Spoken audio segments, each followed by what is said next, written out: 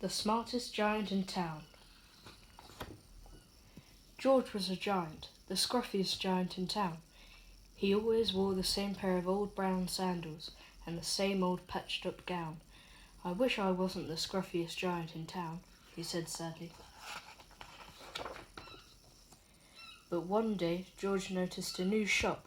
It was full of smart clothes, so he bought a smart shirt, a smart pair of trousers, a smart belt, a smart stripy tie, some smart socks with diamonds up the side, and a pair of smart shiny shoes.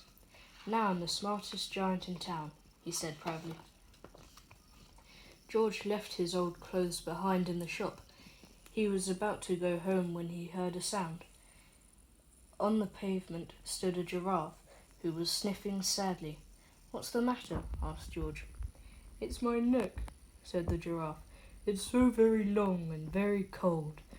I wish I had a long warm scarf." "Cheer up," said George, and he took off his stripy tie.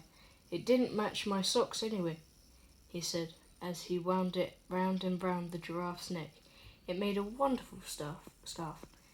"Thank you," said the giraffe. As George strode back towards his home, he sang to himself, "My tie is a scarf for the cold giraffe, but look me up and down, I'm the smartest giant in town."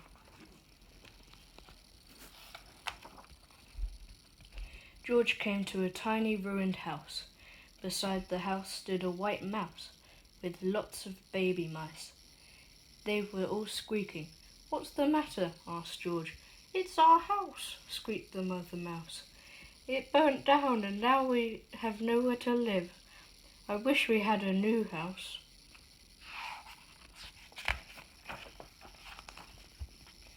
"Cheer up," said George.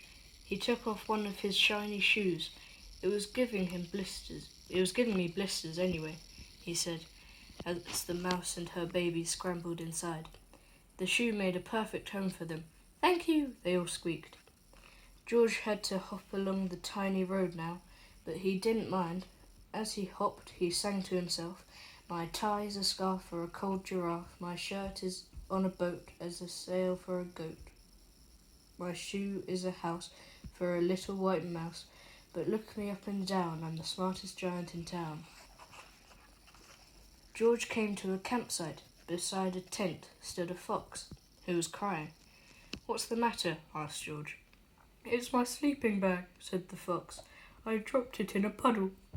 I wish I had a nice warm dry sleeping bag." "Cheer up," said George, and he took off one of his socks with the diamonds on the sides. "It was tickling my toes anyway," he said. As the fox snuggled into it, it made a very nice sleeping bag. "Thank you," said the fox.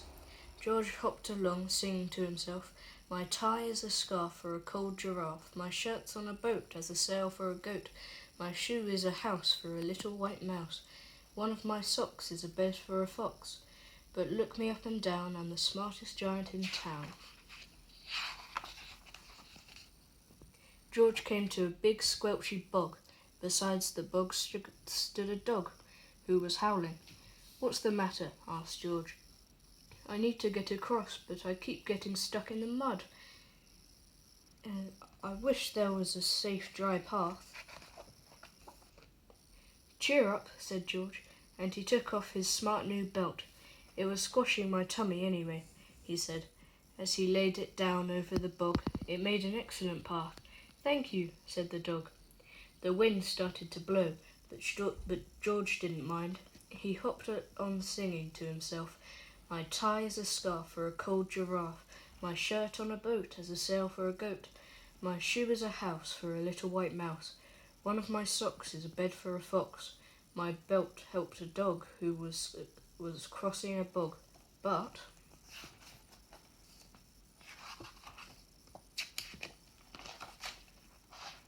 "But my trousers are falling down. I'm the coldest giant in town." Sadly, George felt sad and shivery and not at all smart. He stood on one foot and thought, "I'll have to go back to the shop and buy some more clothes." He decided He turned round and hopped all the way back to the shop.